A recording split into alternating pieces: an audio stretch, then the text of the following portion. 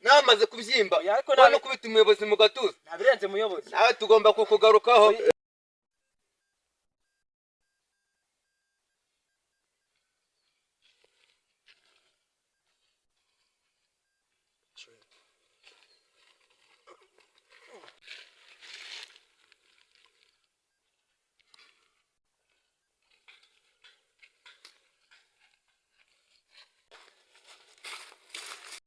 Garuka hano gato.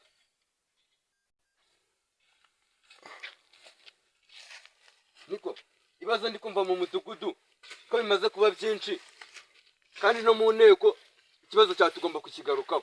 Ibibazo bimaze kuba byinshi, abaturage bimaze kubazengereza bite byawe. Ubuyobozi bwiye ko nta kibazo mfitanye n'abaturage.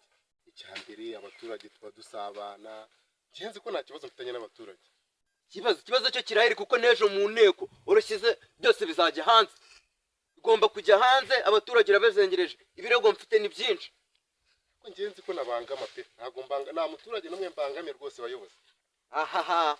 Yewe nimba ari urubyiruko rumeze. Nimudashyira hasi ba. Shamwe barabajyanye mabusi.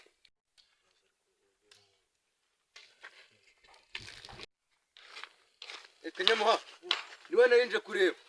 Iriya nteko ya saa 8 ugomba kwihwitura abaturage bakaza ari benshi. byose kari akazi kanje None ugomba kubikora neza, ibibazo byo ni byinshi. Hano mu mudugudu ibibazo bimaze kuba byinshi, abaturage bamwe bari kumva ibintu byinshi, abaturage bamaze cya oya ntugire ikibazo muyobozi ako nakazi kanje namaze kubyimba no kubita umuyobozi mu gatuza nabirenze muyobozi nawe tugomba kukugarukaho kanje ndabishoboye rwose ahubwo namukanya mu nama. Sawa musebuke kandi muze Tangazo abaturage bisovu ukanya saa 8 hari inama hatagira umuntu yisiba. Wumvisha abari mu murima mwese.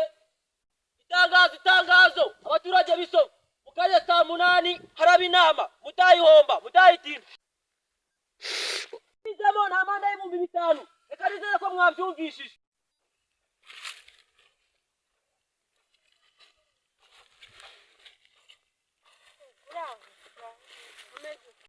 Misi myinshi yego ko turaburanye Umurama gamagaza anga nago muzi ko mukanya saa 8 hari inama ntabyo twaye tu ukanya saa 8 hariya mu ishyamba arabera nusamwe dusanga tuyikorera kandi uyu muntu uri busiba inama amande y'ibihumbi 5 ariko wowe ko manu mvufite agasaku kenshi ufite ikihe kibazo nababwiraga ubwo utubwire ikigenda inama amande y'ibihumbi 5 nayo dutanga